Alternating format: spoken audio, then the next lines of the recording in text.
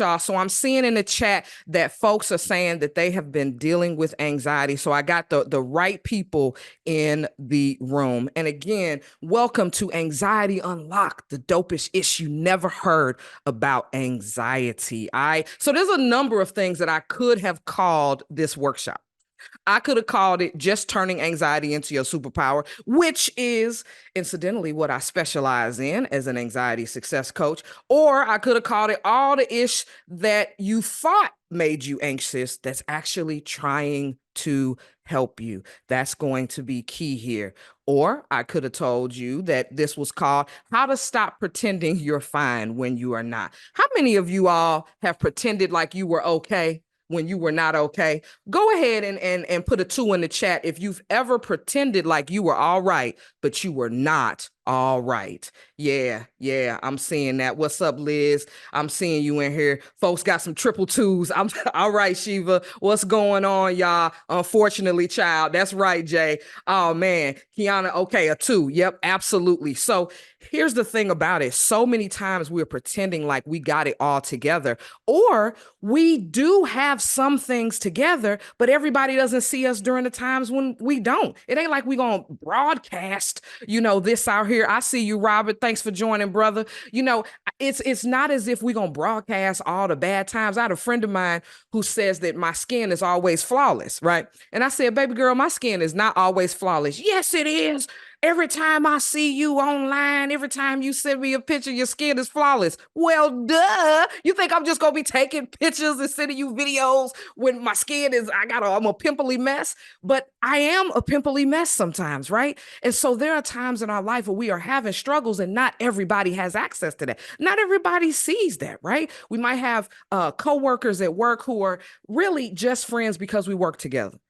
I mean, let's just keep it 100. Some of us have, we be like, oh, that's my work bestie. It's the reason you put the word work in front of bestie. Because baby, if she quit or you quit or he quit or you quit, y'all might not stay cool. Now, I have stayed cool with some of my work folks. I really have. Some of y'all is in here. Some of y'all is in here. So y'all like, Ziza stay cool with me. Yes, I did, but I didn't stay cool with everybody, and neither do y'all, right? So there are people who don't see every aspect of us. They may just see parts of us. And that can even be our parents too. Sometimes, we might not share some of our deepest challenges with our parent, maybe because they may be ill, or we might just be afraid that they can't handle it, or, we don't want to disappoint them. And we may do the same thing with friends and family too.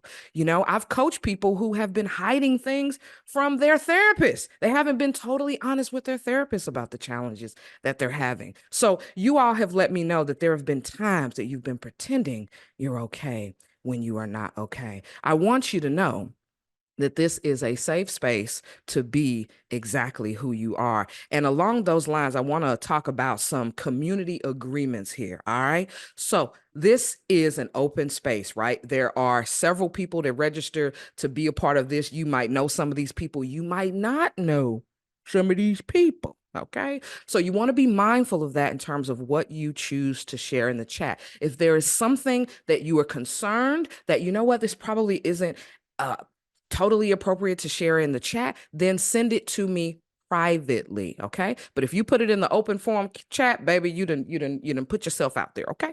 That ain't on me. That's on you.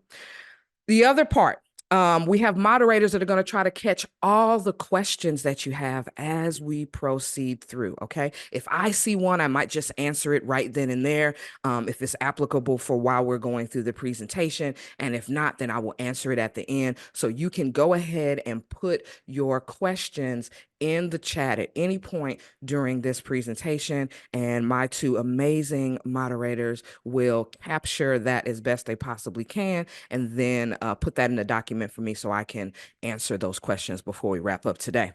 Also, we have an hour and a half booked. Baby, we might not make it to an hour and a half, okay? We may leave up on out of here a little bit early. And as Dr. April reminded me, folks may like to leave early, and that may be possible. But honey, if it ain't, we gonna take the full 1:30. But I'm gonna tell you what we not finna do is we're not going to leave out late. We may leave out early, but we're not going to leave out late. The latest we will be here together is a full hour and a half. If you're Central Time, that is 2:30 CST, and I can't be doing it all in my mind, and the PST, the MST, and wherever else y'all at. Okay, cool.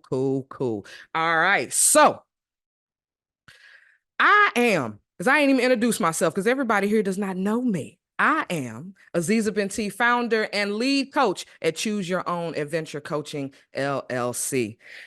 And man, how I got here is a wild and crazy story. I was a documentary filmmaker and photographer.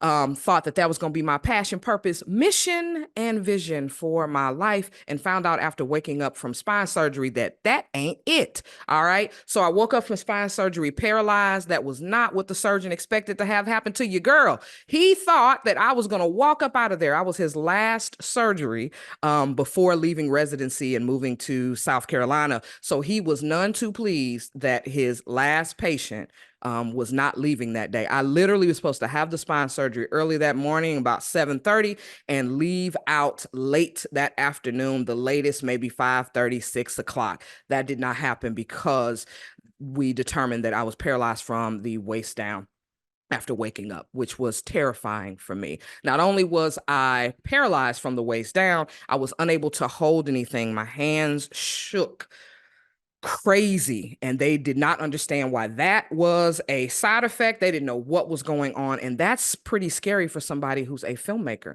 I have to hold a camera, and I can't hold one if my hands are shaking that way. So I was devastated by that. And I was even more devastated when my surgeon raised his voice at me. And that's a story for another day, but he was tripping. He raised his voice at me and he said, Aziza, we don't have a prognosis. I don't know if you're going to walk again. And baby, he later told me that he was really upset and he was sorry. But let me tell you something. Of the two of us, I can guarantee you that I was more upset than he was. You understand what I'm saying? If you feeling me, let me know in the chat if you understand where I'm coming from. I was way more upset than he was, right? And so not only was I dealing with the physical paralysis of my lower body, my hands shaking, not being able to control that, I was also still battling severe anxiety and depression. In my 20s, my anxiety got so bad that I was unable to leave my home for 3 months for just so many irrational fears. I couldn't check the mail. When I was in my 20s, I would lose my job pretty much every year. And that was because of something that I refer to as trauma seeping. The trauma from my childhood was seeping into my young adulthood, and I did not understand what to do with any of that. And it paralyzed me emotionally. So here I was already dealing with severe social anxiety, generalized anxiety disorder, as well as severe depression and suicidal ideations. I'm also now physically paralyzed from the waist down. I literally thought that my life was over. I was so angry with God because I had prayed so hard and was just so sure that I was going to be all right, and I was not. And so that was devastating for me. But a new journey was emerging. Ultimately, I began working. Ultimately, I was able to begin walking again. I learned how to walk again. I learned how to be able to hold things without my hands shaking. I got back into film and photography, but only for a short while. Shortly thereafter, I began working in mental health. And ultimately, that led me to helping folks with coaching and really deciding that I wanted to help people get free the way I got free. And part of how I got free was prayer, therapy, amazing friends. I cannot tell you, I cannot underestimate for you the value of an incredible support system. And I had to build one from the ground up. When I moved back to St. Louis, I only had one friend. And so I had to grow a friend circle in my adulthood because I was 28 years old when I moved back here. I'm 45 now. And so I had to grow that. And that team of people have literally helped save me, to be quite honest, and helped me to find my passion and purpose in life. All right, y'all. So, what are we getting into today? We're getting into three things, and one of them is me hearing from you, answering your questions. I also want you to know that whether you have your cameras on or off, I am the only person who can see you on camera. That's right, because this is in focus mode. I'm the only one who can see you. Everybody else just sees a name in the chat. Okay. So I'm the only one that can see you. So if you're doing something weird, I ain't looking at you right now because I'm looking at this screen. Cool? Cool. So we're going to be talking about defining anxiety, how it helps, how it harms, and what it teaches. Heavy on the what it teaches. All right. And also making anxiety your superpower through mental fitness. All right. Because that is one of the key things that also helped me to get free. So, what is anxiety and who is impacted? A whole bunch of people. Everybody. Don't matter where you live. It don't matter what race you are. It doesn't matter if you're non-binary or if you have a gender you've chosen. It does not matter who you are. It can affect you. All over the world, people are challenged with anxiety. We all experience it. Some of us are suffering with anxiety, and some of us just experience anxiety from time to time. Wherever you may be on that particular scale, it doesn't matter. Anxiety is something that can be pervasive. It can significantly disrupt relationships. It can keep us from pursuing opportunities that could be amazing for us because we are so anxious about whether we are worthy enough of that thing, whether we can handle that thing. There's a number of, concerns and worries that come up. Anxiety can keep you from asking somebody on a date that might have actually given you a shot. You could have, you should be shooting your shot, but you can't because you're feeling so anxious. It gets in the way of really making deep connections with people sometimes. And it can also cause you to make unhealthy connections with people. Right? It can also cause you to make unhealthy connections with people. We see that a lot of times in young folks where they connect with somebody who is more kind of gregarious than they are, kind of really outgoing, but this person is, emotionally abusive. But because this other young person has anxiety and has all these fears, they're like, well, I need this person to kind of protect me. I need this person to be who I am not. So anxiety can cause you to really choose some unhealthy things. It can also cause you to choose some unhealthy ways of navigating it, whether that is using drugs, alcohol, overeating. And for me, it was primarily overeating was a way that I would sort of deaden my anxiety or try to quiet it. And so it is different for different people. There are many, in particular, young folks that I coach who are smoking marijuana, right? And they're like, yeah, when I get a little anxious, I smoke it, but I'm not addicted to it. It's nothing for me. Well, here's the thing. When they tell me if they're not able to get high before doing XYZ, like they're starting to lose it, that can absolutely lead to addiction because you're doing that thing to quiet another thing. And you can't quiet that other thing without that substance. It doesn't matter whether it is food, sex, overworking, drinking, whatever, then that thing is something potentially you can become addicted to.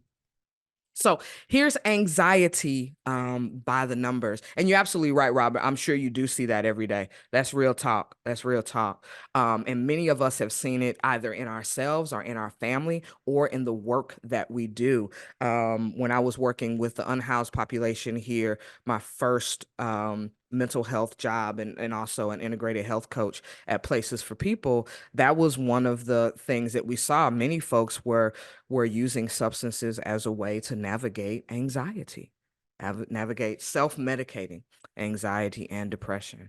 So here's anxiety by the numbers. 40 million, more than 40 million people in the US alone suffer from anxiety. This is not 40 million people experience anxiety. I didn't put those numbers. This is the people who suffer. 40 million people, and that's just in this country. We're not talking about every other country, just this one. That is a lot of people who are not just experiencing anxiety, but are suffering as a result of it, as I was. 36%. Anxiety disorders are highly treatable. They really are. But only 36% of people suffering with it actually receive treatment. That is a very small number, especially because it is absolutely a treatable condition. 3 to 5 times. People with anxiety disorders are 3 to 5 times more likely to go to the doctor and 6 times more likely to be hospitalized for psychiatric disorders. It's also something that I've seen a lot where people are dealing with so much anxiety. There are all these physical symptoms that present. And that is the reason that they're at the doctor. They have, you can anxious yourself into an ulcer. You can anxious yourself into a lot of different conditions. And then now you're taking medication for all of these things. And then there's side effects to those medications. And it can just really become very overwhelming, especially for something that is a treatable condition. 12 million, roughly 12 million people in the US suffer from anxiety, depression, and chronic pain conditions.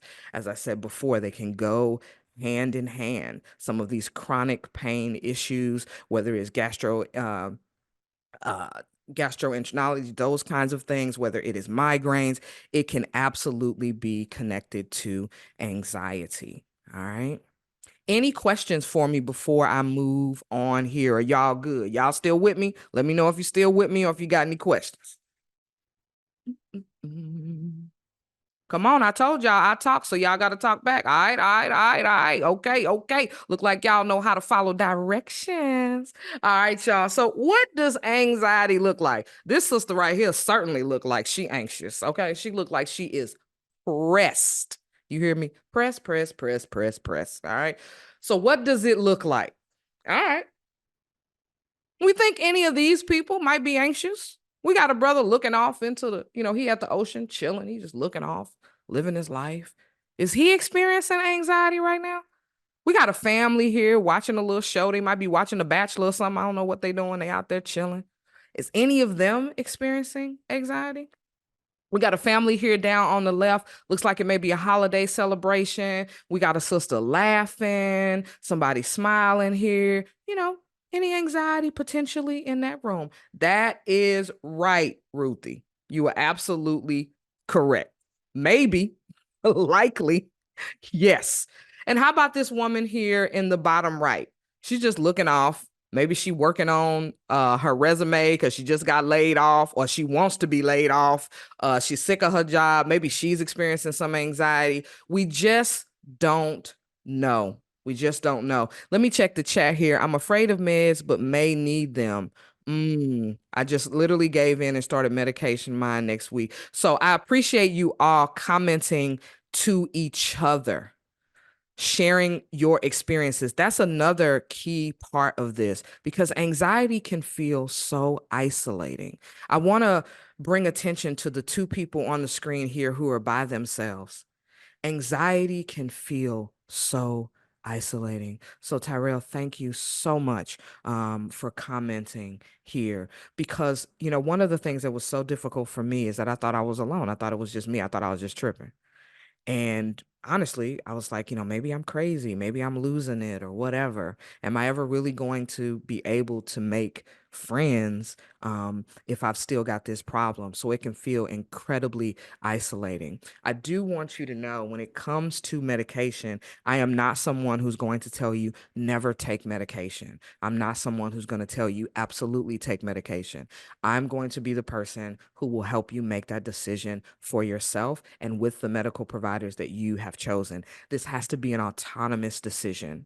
I took medication when I was dealing with severe depression early on because it was so bad. I could not get out of bed. I could not bathe. I could not do normal things that I really needed, the basic things I needed to do to take good care of myself. And so once I used that medication in addition to therapy, so not just one thing, hoping that was going to get it together, because that's usually not a vibe. I will tell you this, I've never seen that work. I'm not saying it doesn't. I'm saying I've never seen it in my personal life, in my professional life. I've never seen people just take medication and not have any other interventions, whether it was a coach, whether it was, a church group, whether it was a group therapy, individual therapy. I've never seen somebody just take the medication and then it just went away and they didn't have to take medication anymore. I've never seen that. I was able to stop medication. I was able to titrate off of the medication once I had the supports that I needed to change my life. Once I had those supports, that was crucial because the medicine could only take me so far. It got me out of the bed.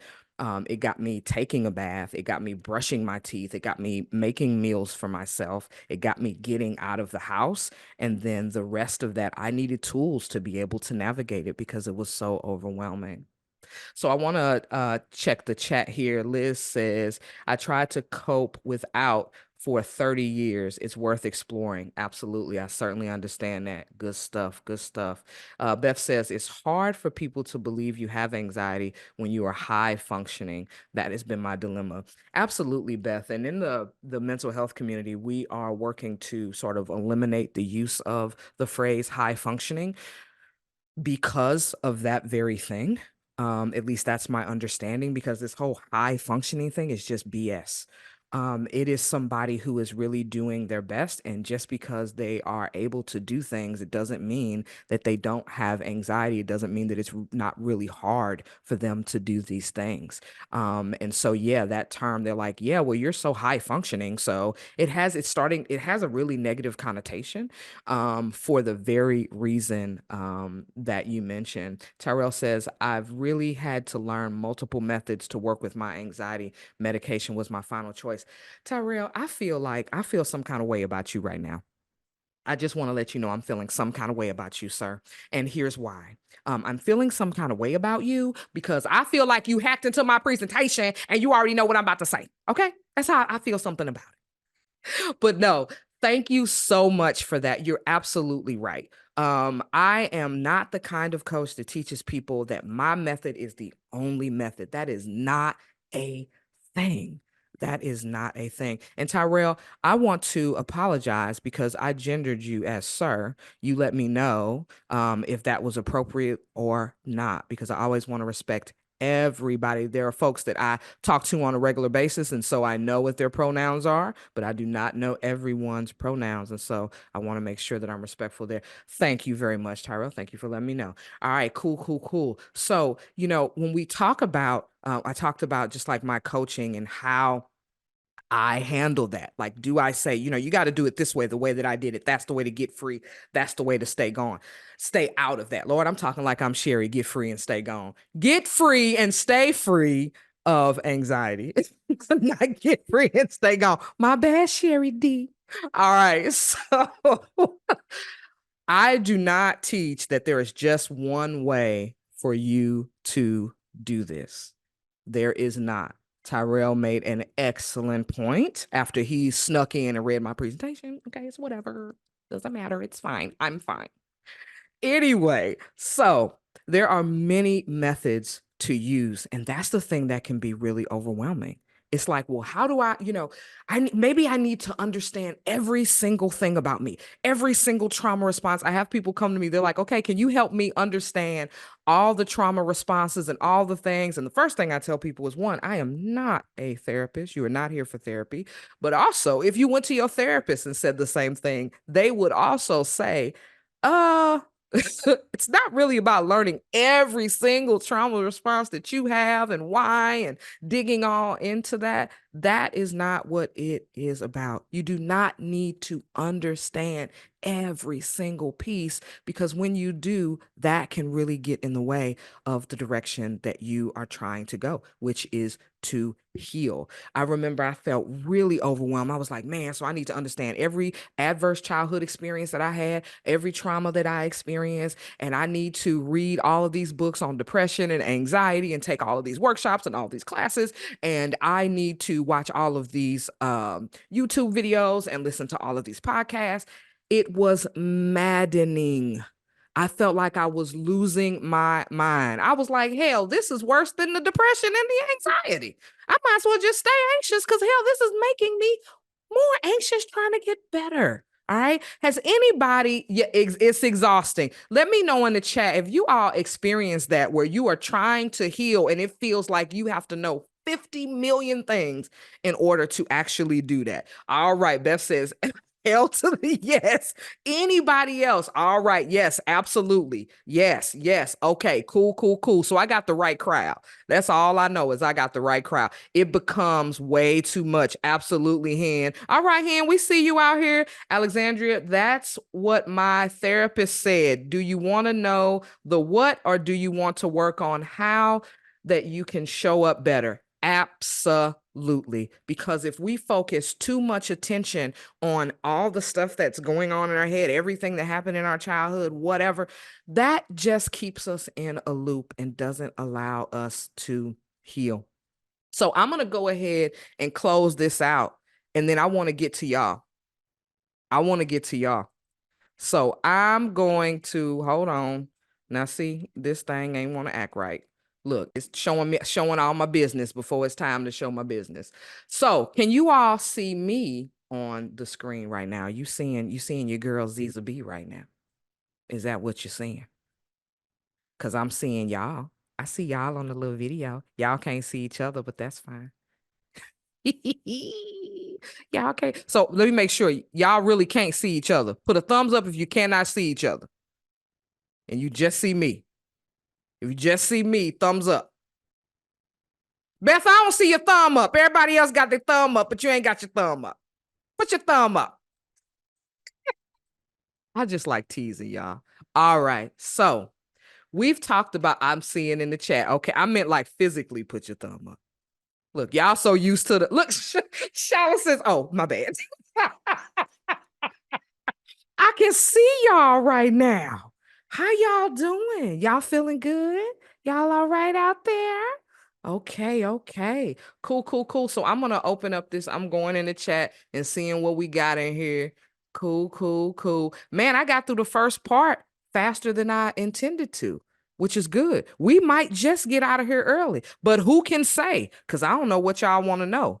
I don't know what questions you all have about anxiety that you may be dealing with. Maybe you thought, oh, Aziza wants questions about her presentation. Nope. I would like questions from you all about things that you are navigating because this is a space that you can actually get answers to some of those things. Am I a whiz at every single thing? No, I am not. But that is perfectly okay. But there are many things that I can actually support you all on. What kinds of things are you all feeling most anxious about right now in terms of what's going on? If there's anything you do not want your name used in my response, then I want you to message me privately. Okay. If you're comfortable with your name being attached to your question, then just type it down there. April just let you all know that you can type your questions in there. But if there's something where you want me to answer, but you want me to leave your name out, change your name to John or Jane Doe, cool, cool, cool. Make sure you private message me. All right. So April wants to know, how do you know if you have anxiety? Shit, you know if you have anxiety, you ain't got to worry about it. No, what I will tell people is that it's not about having anxiety, it's about experiencing anxiety. Okay. We don't want to identify with anxiety like it's us. It's a part of who we are. It is not. It is an experience. Just like I might experience joy, I might experience sadness, I might experience things that feel good, I might experience things that don't feel good. I am not that experience. I am the observer of that experience. Okay. And so when we talk about experiencing anxiety, it can show up differently for different people, right? For me now, primarily, it will show up as a racing heart rate. Okay. That is the case for many folks where their heart is just beating, really fast. For other people, it can be rushing around like you're just on steroids or something. You just doing all of this other stuff. For other people, it is isolating where I don't want to talk to anybody. I'm in this bed. I've got these sheets pulled over my head. That is it. And so that can still be that. Another way that we can know that we might be feeling some anxiety is being irritable with people, being short with people. They might be asking us basic questions like, well, what time do you think you want to meet up for lunch? I mean, I don't know. Like, I like whatever time, just pick something. It's like, whoa, what's going on? But that person may be experiencing some social anxiety, feeling anxious about being around people, being at a particular event, asking multiple questions about the environment, sort of in a panicked way. For instance, saying, who's gonna be there? Like, well, what time is it gonna start? What like, how early can we get there? What do we have to stay the whole time? Those kinds of things could be that that person is experiencing some social anxiety about being in that environment. And what can be really useful is when you are talking with someone and you notice that, right? Like maybe typically they're not that way. Or you're noticing, like, damn, I have a friend who always does that. Man, I didn't know that they might be dealing with social anxiety. One of the things you do not want to do is tell this person, I think you have social anxiety. Do not do that. Don't do that. You are not a therapist. You don't know. You don't know the things. And that can be off putting to that person. And they might not want to talk to you. Okay. So, what can be most helpful is exhibiting calm for that person. Okay, so I'm hearing that there are a lot of questions about, hearing that there are questions. We don't even want to say a lot. I'm hearing that there are questions about what time, who's there, when we'll leave. What's really most important to you to know so you feel safe, you feel good about going? Oh, well, I mean, and then that person can start to open up a bit. Okay. So being compassionate to that individual by really just taking your time to hear out what they are saying, paying less attention to the energy with which they are saying it, because the energy that they're saying it with, that could be a little triggering for you. You might be like, well, damn, girl, do you even want to go? Just don't even go. Just forget it. Don't worry about it. So then now they've triggered you, right? They're being triggered by something that is totally unrelated to you. And now you're feeling triggered because of how they responded to you. So, really taking a breath for yourself and pausing a bit can be really, really helpful. Let's see what else we got here. Ba, ba, ba, ba, ba. What can we do to convince church people that anxiety is real and not just a demonic spirit? Now, child.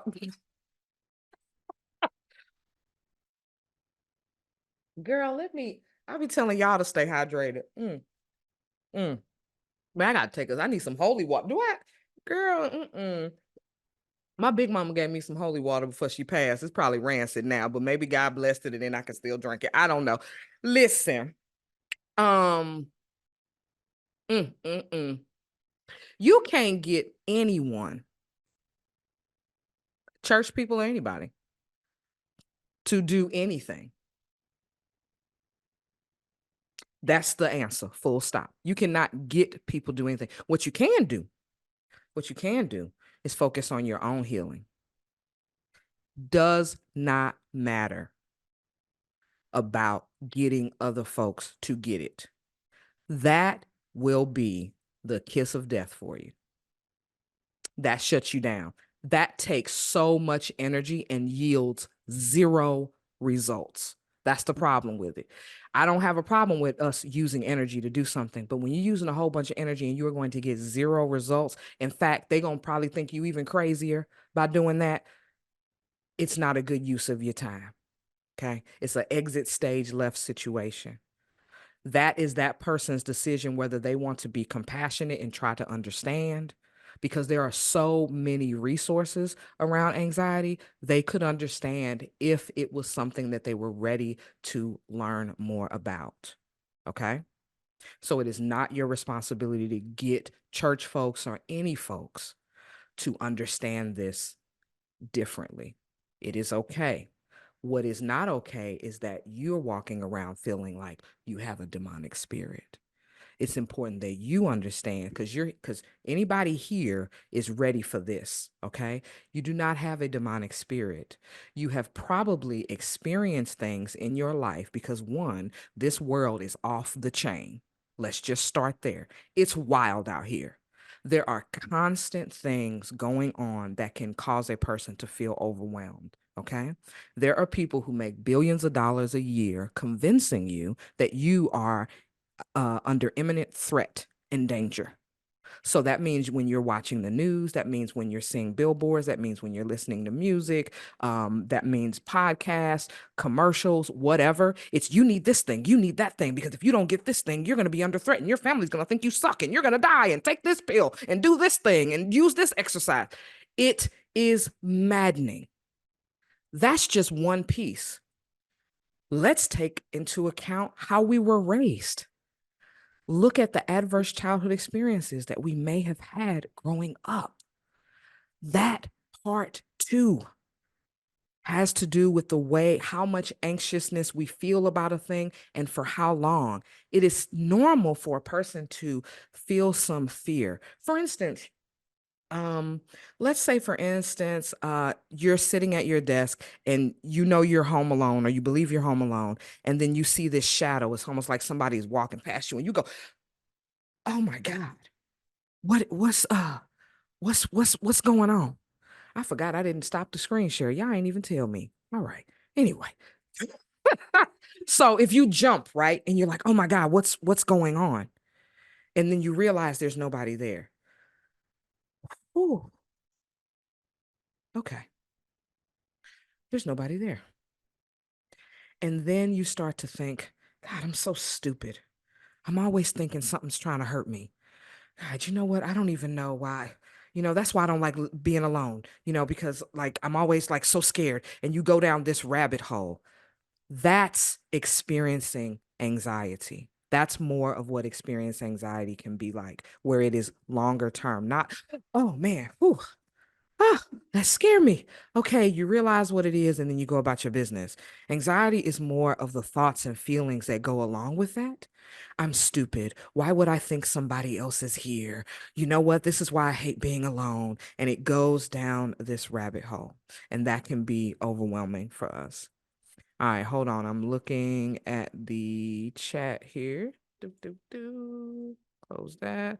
All right, so what we got? Somebody says, well, how do you transfer that in our mind, that an experience is not us? Absolutely. So how do you transfer that in your mind that you are not the experience? One of the ways that I do it is something called PQ, positive intelligence quotient. And there are reps that I do that I've learned to do that can be really helpful for me. It combines mindfulness, also meditation, but the really cool part about it is that you can do it in the midst of having an experience. You do not have to go lay down. You do not have to sequester yourself away from people. You could be doing it while you're driving down the highway. You could be doing it while you are washing dishes. And actually, that is a great segue. We about to do it now together. Y'all want to do the things? Y'all want to try something out? Let me know in the chat if y'all want to try something out. What y'all want to do? Cool, cool, cool. Fantastic. All right. So I want to vote. I want to know. Um, I want a 1 in the chat if you want to do this with your eyes open, and a 2 in the chat if you want to do it with your eyes closed. 1 in the chat if you want to do it with eyes open, 2 if you want to do it with eyes closed. Uh-oh, uh-oh, uh-oh, Javania. Look like the twos have it. Like folks want to do it with the twos. Let's see. Let's see the rest of okay, I got a few ones, few twos. Cool, cool, cool, cool, cool. No worries, no worries. So this is what we're going to do. You can do this with your eyes closed or open. How about that? Is that okay?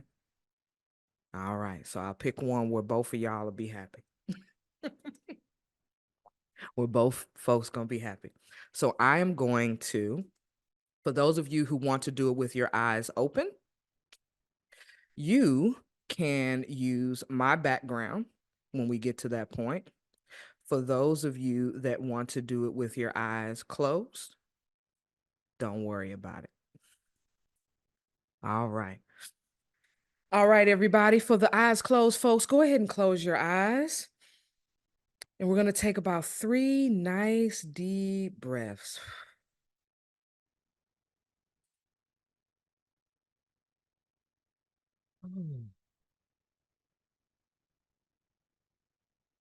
One more.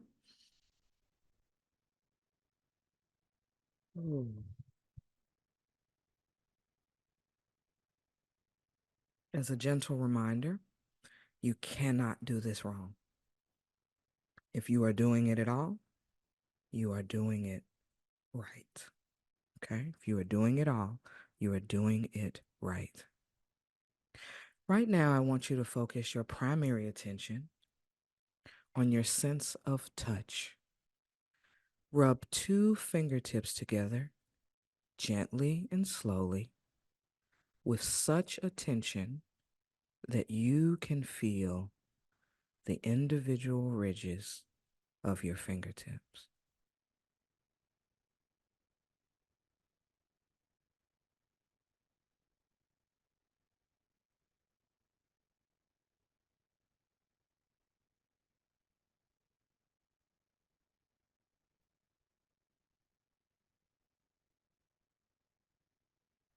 You may stop that now and focus your primary attention on your sense of hearing.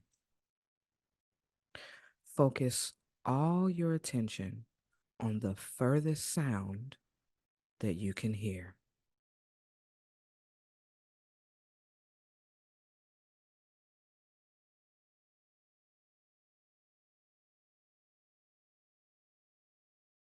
Let go of any thoughts you may be having.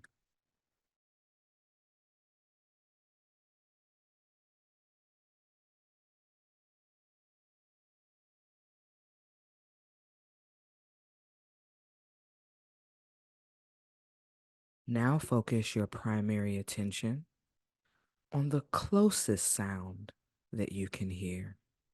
Focus your primary attention on the closest sound that you can hear.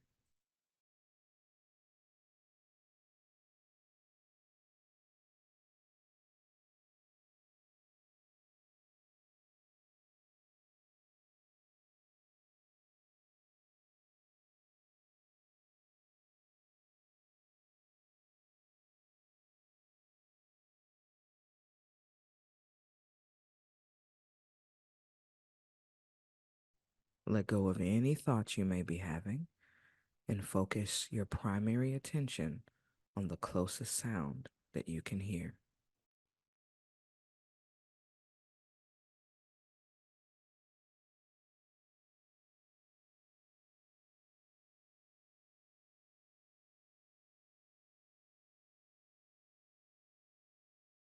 If you have not begun hearing the sound of your own voice, sound of your own breathing, listen to the sound of your own breathing.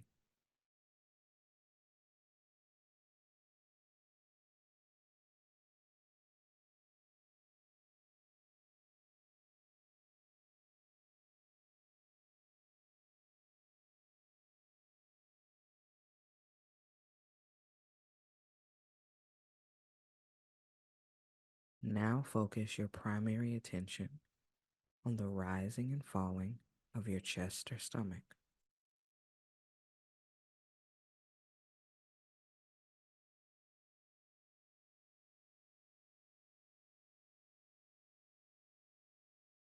Release any thoughts you may be having.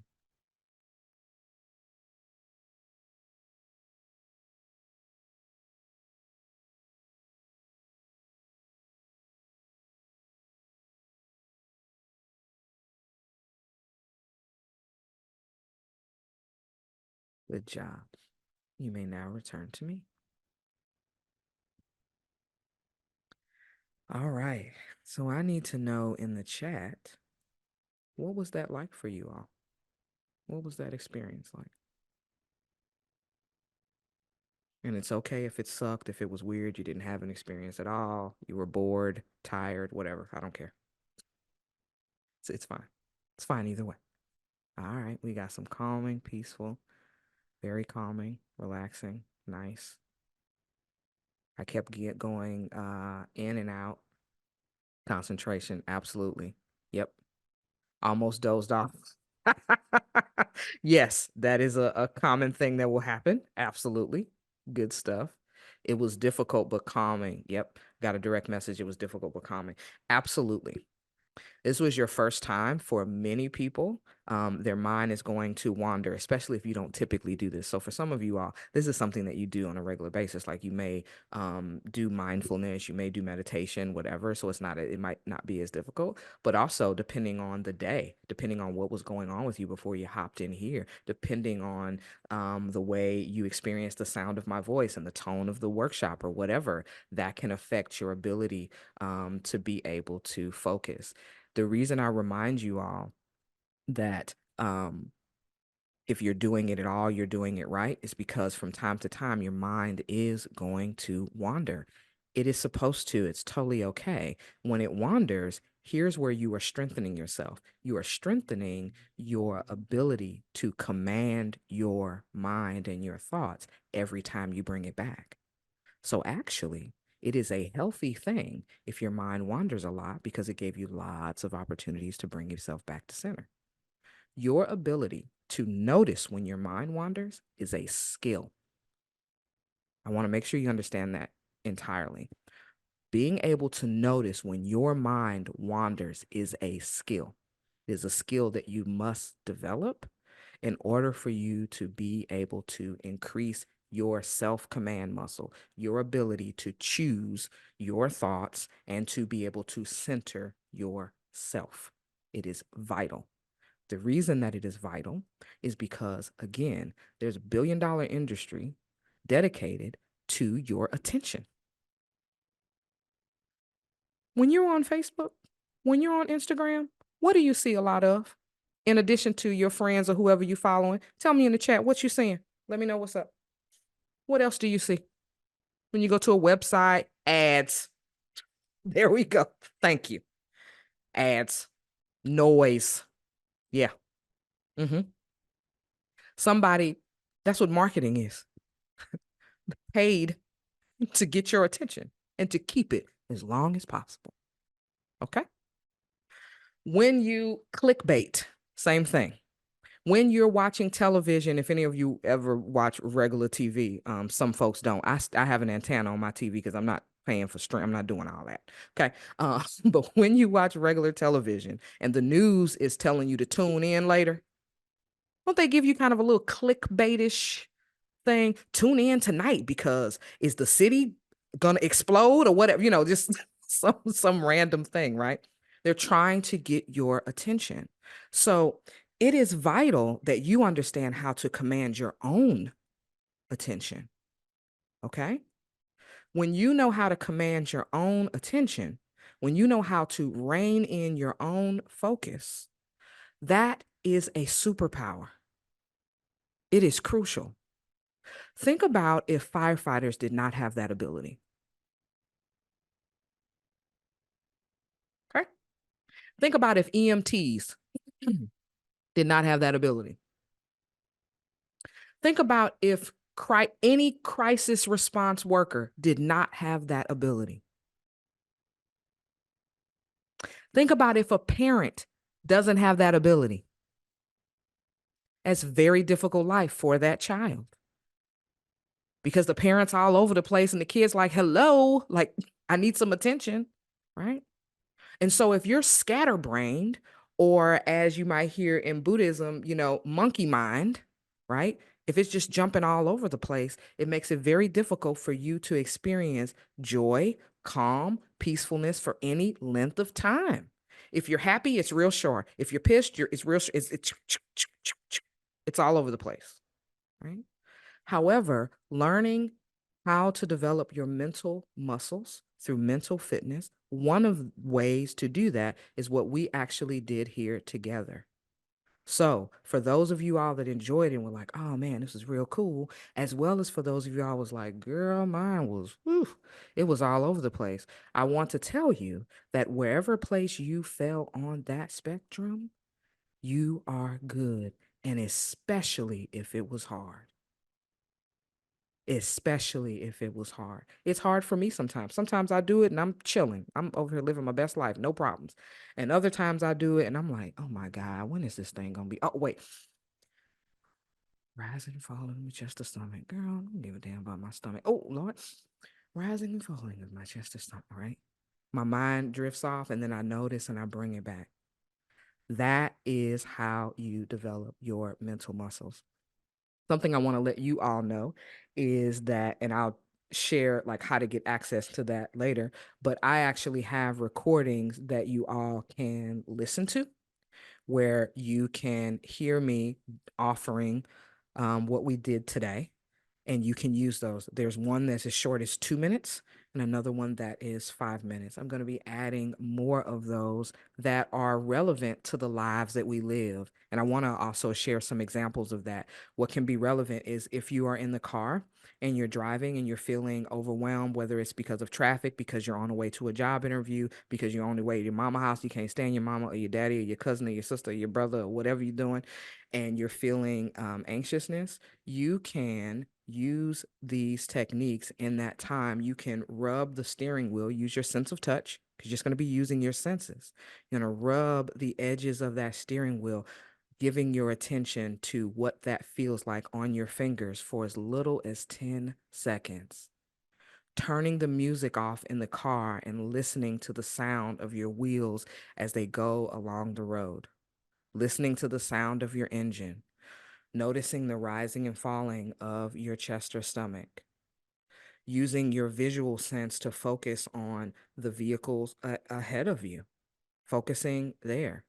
You can use this anywhere that you are. You can use it if you have a pet and you are petting your cat or dog's head, or if you got a lizard or whatever you got, as long as it's got a head, and you are rubbing that animal, stroking that animal's head, you can notice the temperature of that animal's fur or skin. What does it feel like, the ridges as it goes across your fingertips? Notice that animal's breathing. Place your hand on their belly and notice the rising or falling of their stomach. Okay? You can do this with your children. You can hold your child's hand and notice the temperature of the warmth of that child's hand in your hand. You can stroke the inside of their palm and trace the lines of their hand in as little as 10 seconds at a time. It does not have to be long. Every time you do that, you are strengthening your mental muscles. Does that make sense? Cool, cool, cool. Any questions about that particular exercise, or about like using it for yourself and how that might go?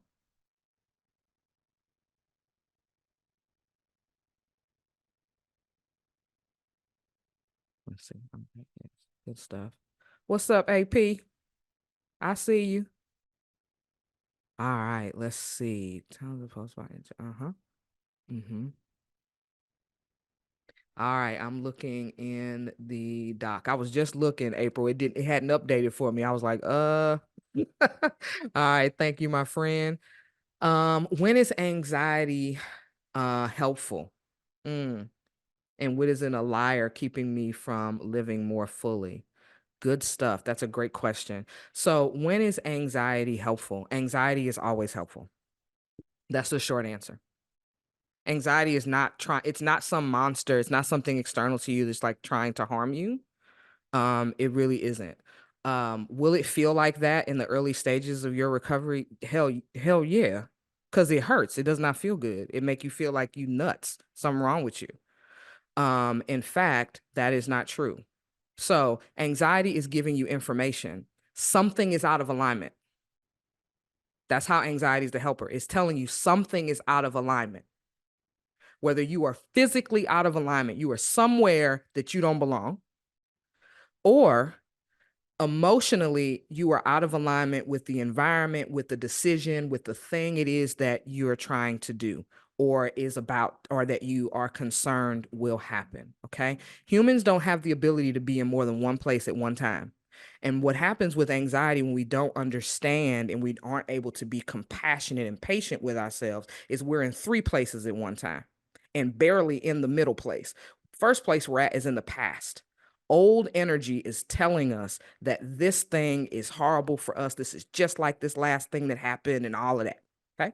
Then you're in the future. What if this never gets better? What if this? What if that? Your what ifs are trash. They're all trash. The ones you choose and are trash. None of them are like, well, what if this is going to be perfectly okay? What if this helps me to grow? You're not thinking none of that.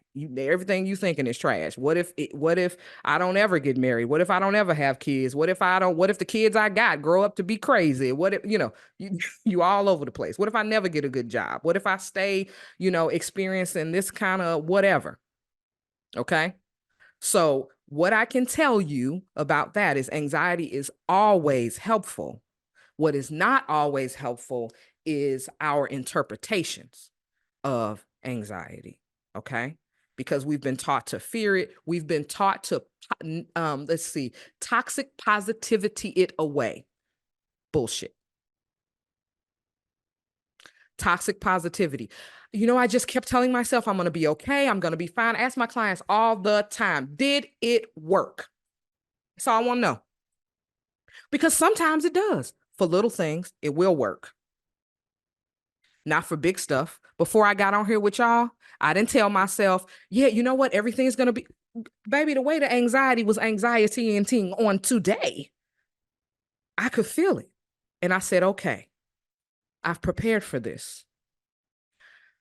I have already trained my brain that when my heart beats fast today, not when it beats fast ever, today, because I need it beating fast. If some danger that's getting perceived that I can't consciously perceive, I need to yeah, girl, it's time for me to get on up out of here. Like that gas station I was at a few weeks ago when I was like, skirt, and then found out some wild stuff happened after I left. That was good. Okay. It let me know I need to go on and get up out of there. Right. So before today, instead, what I told me, I was like, oh, you know what? And this is a cue for my nervous system, by the way. I cue my nervous system up by placing my hand on my heart. And so now when I place my hand on my heart, it lets my nervous system know, okay, there's safety. And I measure my breath and I say, okay, I've trained myself and my heart is beating fast today. It's because I'm so passionate. I'm so passionate about what I'm giving today. I'm so passionate about potentially changing somebody's life and helping them to get access to this understanding that they are loving, lovable, dope, amazing, creative, fun, and anxiety cannot keep them from having that as a lifelong experience. What if somebody comes today that gets free?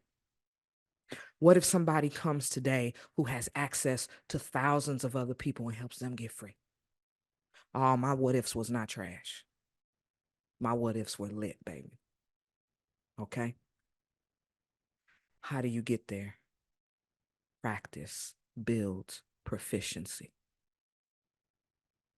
I'll say that again. Practice builds proficiency, not perfection, proficiency. If you do anything over and over and over again, you will get better at it. Doesn't matter if it's good for you or not. Practice builds proficiency. So the more that you practice putting your hand on your heart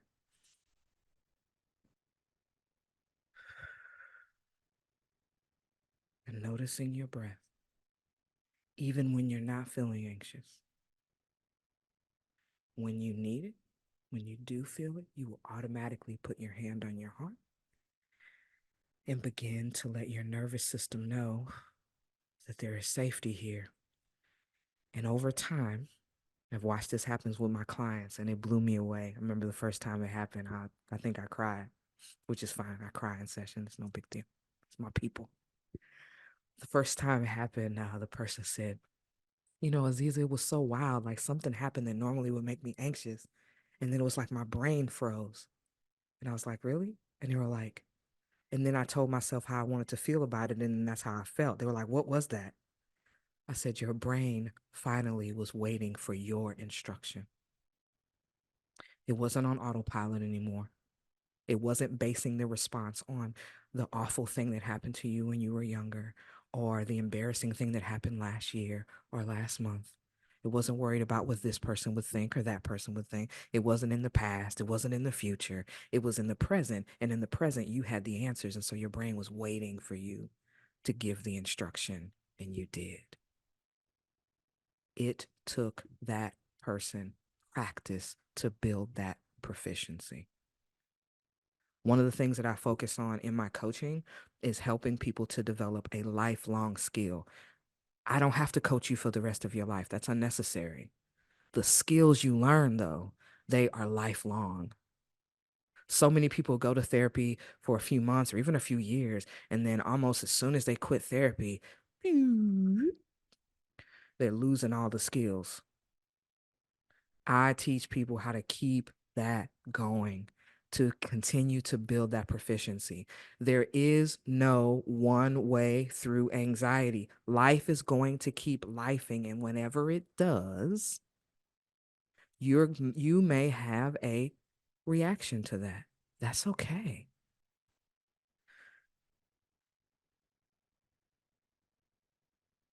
So that you can choose a response instead of a reaction. Does that make sense? All right, I'm seeing, yeah, your brain is waiting. Absolutely. Yep. Not perfection. Yeah. Is it toxic positivity when my friend says everything will fall elegantly into place when I'm freaking out or my brain resisting putting down the anxiety because of PTSD? So here's what I would say to that. It can be toxic positivity. It isn't the words, it is when it's being said and how it's being presented, because sometimes we say positive things to people because they're making us anxious and we want them to shut the hell up. I need to be hydrated. It makes us uncomfortable.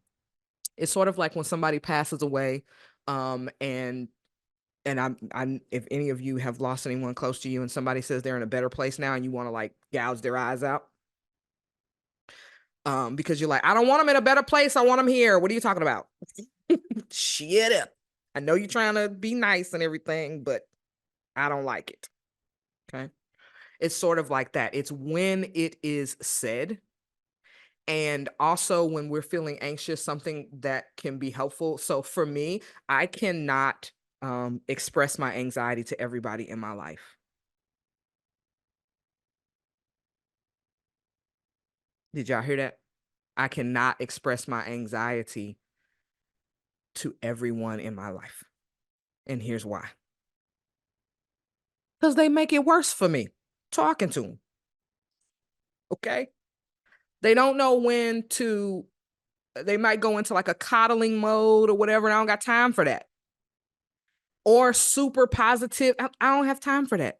I have some people who can just hear me and they don't own none of my experience. They don't try to fix me. They don't try to whatever. They're just listening. And they may ask me, is there something I can do to support you right now? And if I don't know what it is, I'm going to say, to be honest with you, I don't think I know. Can you, like, you got some ideas? And then now we're having a conversation. They're like, well, I could, instead of you driving, like I could take you and then you let me know when you're ready to go and then we can just go. Oh, I didn't even think of that. Yeah, that would be great. Thank you. Right. So the person who's experiencing the anxiety, it's important that you get comfortable saying that if somebody's saying something that's not helpful, that you get comfortable saying that's not helpful right now. It's not helpful to hear that. I've had it happen to me. One of my friends, I'm sure she's in here. One of my friends, I accidentally did the time. I wasn't trying to. It was an accident. And they were like, Aziza, that's not helpful. Oh, girl. Okay, well, you sure right. I'm sorry. You're not there. That positive thing. So was nothing wrong with what I said, but the time that I said it, It wasn't helpful. And they let me know that it wasn't helpful. So it's important for us who are experiencing anxiety to develop the skill. And I know that that can be hard. I want to say that. Okay. I'm not saying like, well, you just gonna have to do that because it's whatever. No, no, no. I know that that's a hard skill. That's something that you're going to have to build some proficiency in over time. Letting people know what doesn't fit. That doesn't feel good when you say that. It almost feels to me like you're trying to rush me through my experience, and I don't need that. I literally had to tell someone, you're rushing me through my experience. Like they were like, well, tell me what good thing is going on. I'm like, hold on now. Now I led with what was good that was going on. And now I'm telling you what has been hurtful, and you just gonna jump right on over that. We're not doing that. That's not okay. That does not feel good. That's a skill I had to develop. I had serious abandonment issues. So that was, if somebody would have told me that I was going to get to that point, I'm like, no. Because what if I say that and they never want to talk to me again? Girl, now I don't care. If they never want to talk to me again, guess who lost out? You, not me. It took time to get there. Do not listen to any of these gurus out here that are like, oh, you can do this thing and then you'll automatically just be there. No, it is going to take time. It is going to take time. And if you don't want it to take time, you want a quick fix, you want it right now, well, you can go ahead and head on up out of this webinar because, baby, this ain't it. It's not going to work like that. You are going to develop your proficiency over time. And will you lose people? Will you have to let people go? Not even just lose them, but yes, you will have to let them go. The other part of that question, I know it's a long ass answer, but y'all be all right. When is it a liar keeping me from living more fully? So here's the thing. The thoughts can be the lie. Not the anxiety. The anxiety is making you aware that there are thought patterns that you might have that need some correction. So the anxiety is still helping you, it's giving you information that you still have these thoughts. That's it. So you had this thought that you hate, right? That says, I'm not good enough. I can't do this. So for instance, I had that about the webinar. I was like, oh, what if somebody asked me a question, I don't know the answer, or what? Like, well, girl, okay. But then I sat with that. I was like, no, that's valid. I validated myself. It's valid for me to be concerned about that. You probably have some very valid thoughts, my dear. I'm not sure who asked that question, but whomever you are, your concerns, your fears, your worries, they are valid.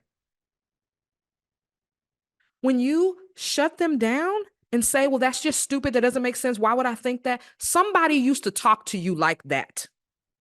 That's why you think that. You don't think that because that's true. Your feelings are valid.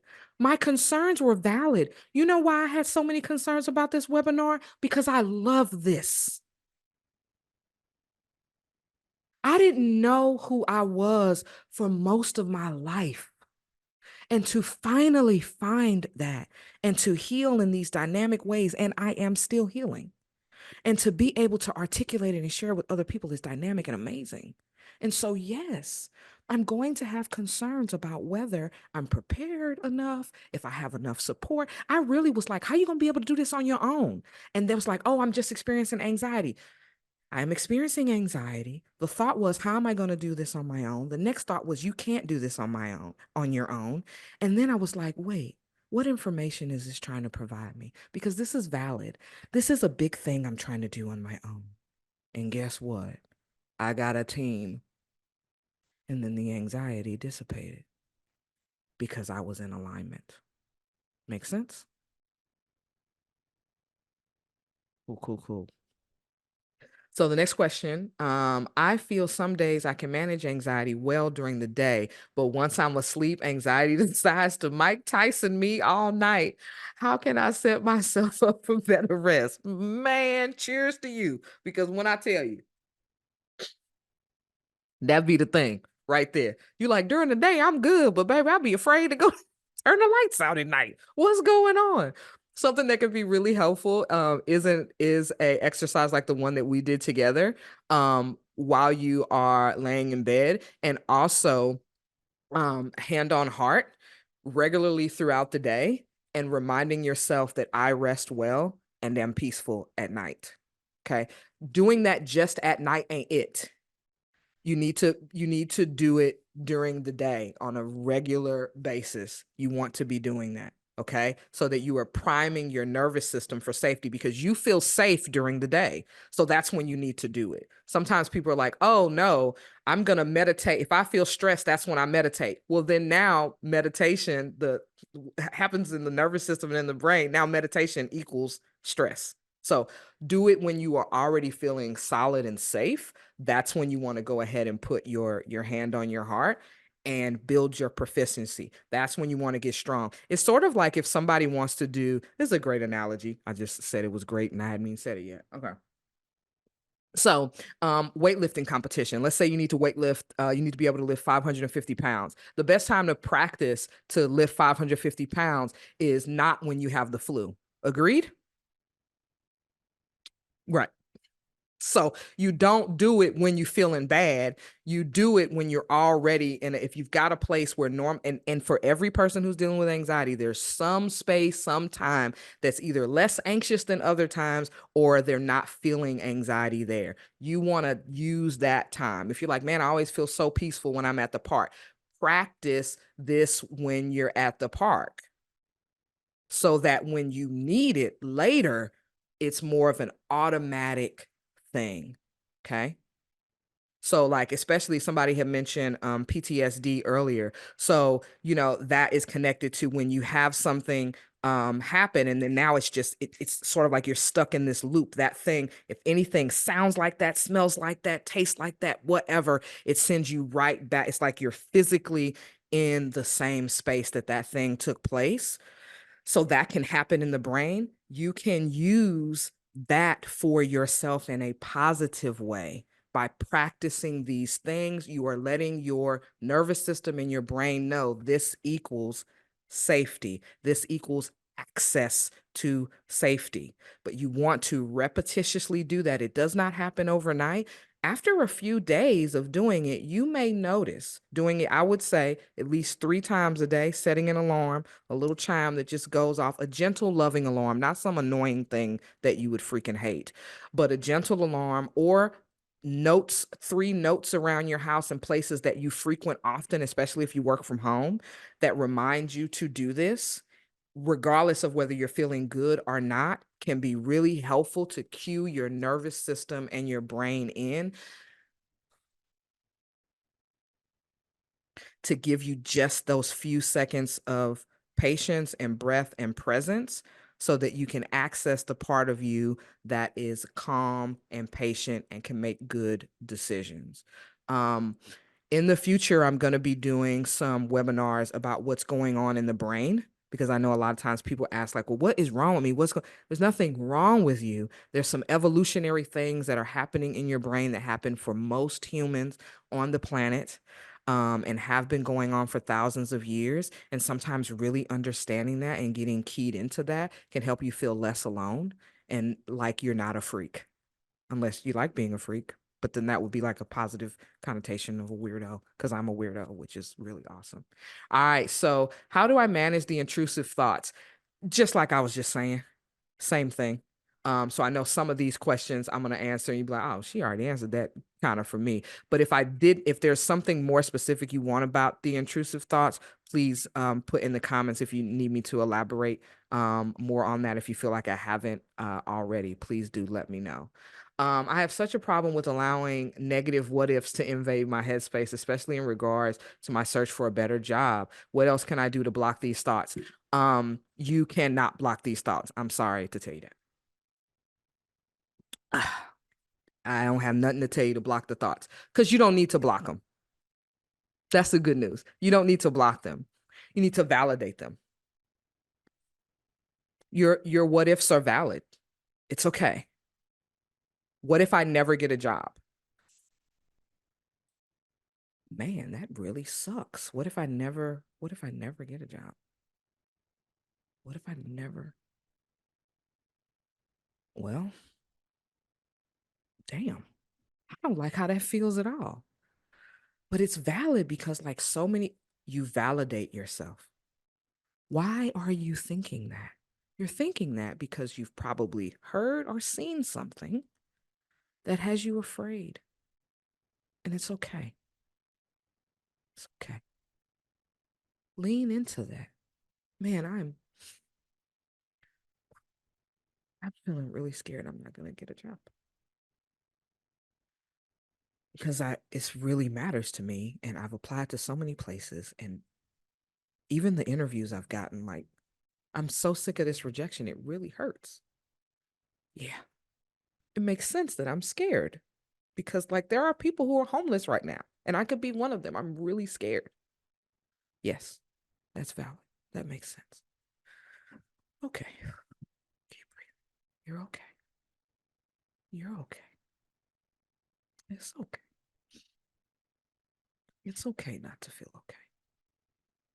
This really hurts. I'm so scared. I don't want to be seen as a failure. I feel like I'm failing if I don't get a job. Like, I'm tired of working at these places that don't pay me shit. I hate this. I deserve better. It makes sense I'm feeling this way. Yeah, that's what you do. You lean in. You don't block it. You lean in. And when you're ready, something beautiful is going to happen. You keep breathing, you keep leaning in. Something beautiful is going to happen. You're going to access the sage part of you. And the sage part of you has better what ifs, my dear. The sage part of you will say, you know what? I've been in this position before. Or you know what? I know people, your brain will start to remind you because while you were doing this, your nervous system, your parasympathetic nervous system was starting to activate and bring calm. Okay. The adrenaline was starting to drain out, and the chemicals that need to develop in your brain to help you to be present, the blood flow to the prefrontal cortex was beginning to get back in there, and you were able to get present and clear and on purpose. If that hasn't happened yet when you're doing this and you're breathing, then that means you need to keep doing this and keep breathing. Stay with it. Keep validating you. Okay. One of the reasons I'm so good at that part, that example, is because that's where I was. I know what that's like. It's hard. It's really hard. So Tan, if you want to chop it up about that later, you can always send me an email, coaching@azizabinti.com. I'll be happy to talk you through that. So we have 10 minutes left. I'm going to save this chat because I do want to make sure that I get you all either answers or access to answers. I want to make sure that I do that. And I want to thank you all for hanging in here with me. This is crazy. It's like 27 people in here. This is wild.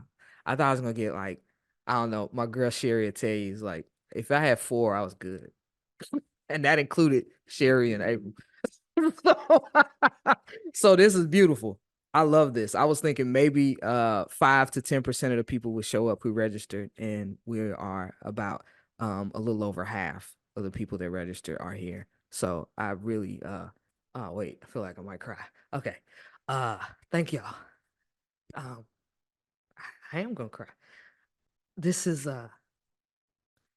my passion and purpose to help people get free. Um I almost lost my life not understanding that this was a gift, that this anxiety and all that was trying to show me, trying to help me. I did not know. I thought I was self-destructing, and I didn't know I was trying to save myself the whole time. I had no clue. And I'm wearing my homegirl shirt. I define me, Tracy Berry McGee, because of Sister Kiefer, because she helped me to define me. Once I finally got tapped in, tuned in, turned up and on to that, baby, I just took the game and ran with it. So you all are a part of that. And so this is my first workshop since starting my business. This is the first one of 2024. I'm so grateful for you all. I'm grateful for my clients who are actually here too. Y'all already know what's up. I'm grateful for my former clients and all of that. You know, I am so grateful for you, and I also see you in the direct message. Absolutely. I would be happy to do a Zoom workshop on people pleasing. If anybody else would be interested in that, put a 1 in the chat and let me know, because this person hit me up. So I'm with the shits with that. Oh, excuse me. And well, my clients know I cuss a lot, so I got a heart for God, but I still cuss a lot. All right, cool. So a bunch of people want want that. So that is what's up. I got something else to share with y'all. I also want to say, anybody who is in leadership, if you are in a leadership role, whether you own your own company or you are in a leadership role at an organization, I want you to hang out with me once we wrap up, because I need you all's help with something.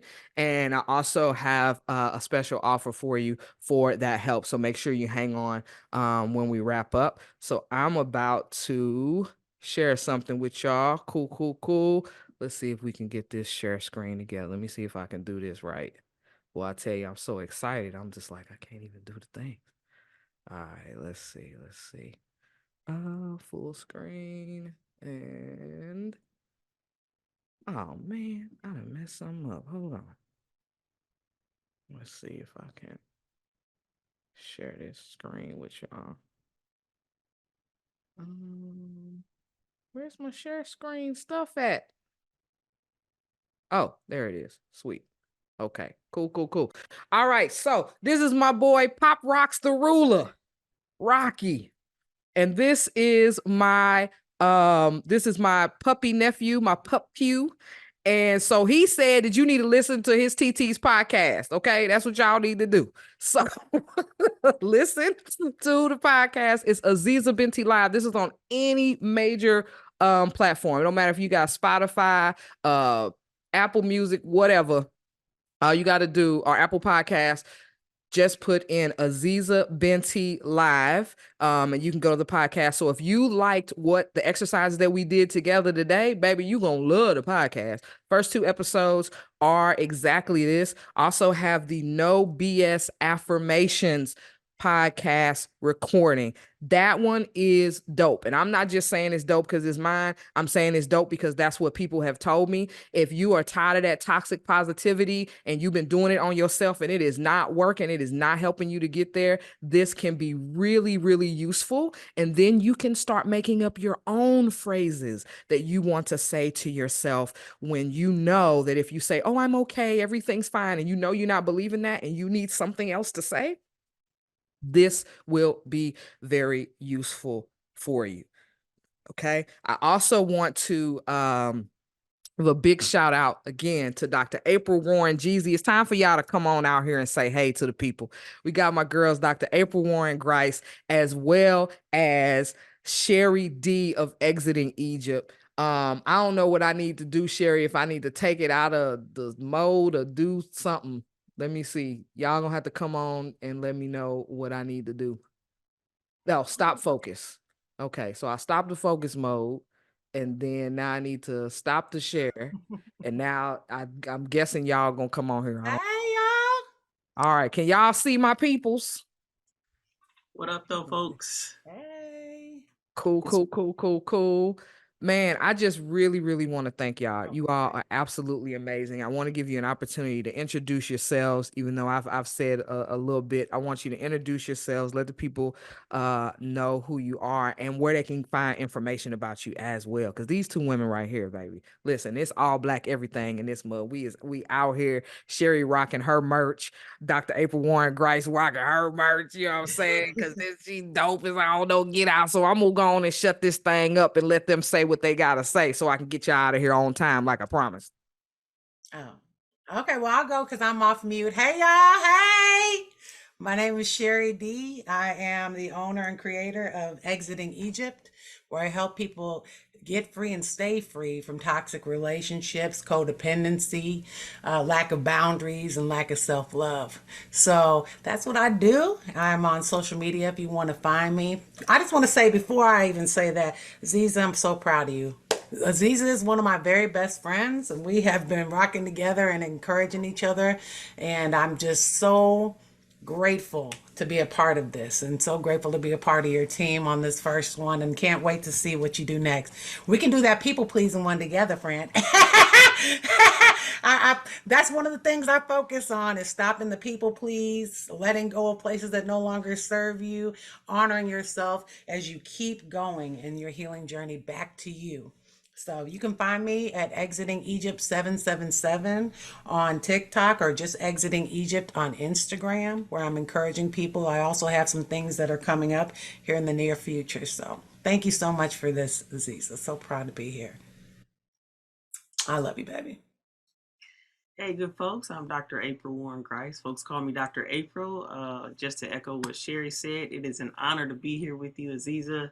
Coach Aziza, you are amazing, and you shared gems that have been transformational, okay? Transformational. I know not just for myself, I probably can speak for everybody here, that everybody got something, okay? And it definitely has been good. Like, that's a practice I can take. I was already like, I'm gonna take that in my classroom. So leading into that, what I do, I help leaders lead with equity, justice, and liberation in mind, specifically but not exclusively for Black students, where we're focusing on the future of Black education. So if you are interested in trying to think about, okay, how can I lead with justice in mind, with equity in mind, with liberation, so that we all can be free? Sonia Sanchez's famous quote that says, but how does this free us? If you're interested in work like that, particularly in education spaces and not in education spaces, talk to me. In addition to that, I just also hold up the mirror to remind you of how dope you are. I really just echo what's in your heart and just, again, to remind you that you are fire. I could be your number one cheerleader. So you can find me at liberatedgenius.com. That's liberatedgenius.com. All right. So thank you. And again, as Coach Aziza, it's been a pleasure and an honor. Turn it back to you.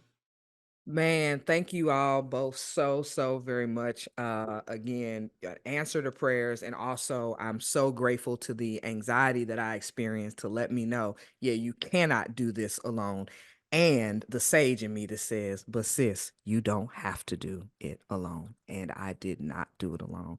So I am so grateful for you all. Again, I am going to be downloading this chat so that I have access to this. Also, you all can always email me coaching at azizabent.com. You can also go to the website to access the podcast. And I'm letting y'all know I am also going to be releasing a blog soon as well. So it is 2:30 on the nose. Everybody out of here, unless you are a leader in your business or a leader at the organization that you work for, because I need to talk to you all specifically. Everybody else out the room, I love y'all. Thank you so freaking much. You were part of the first one, like some real G's. So